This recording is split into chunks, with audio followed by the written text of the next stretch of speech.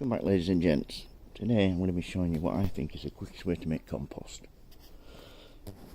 All I do is weed my borders and chuck all the weeds onto the lawn. As you can see, some quite big bits. There's all sorts in there.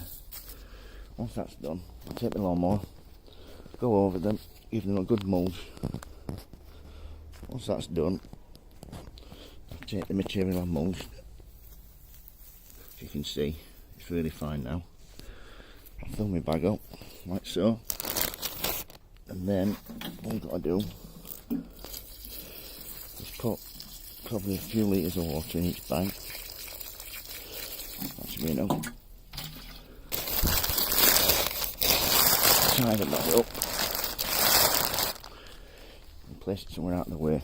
Once you've done that, all you have to do is keep checking on it, and when you're happy with the results, leave it open to dry out.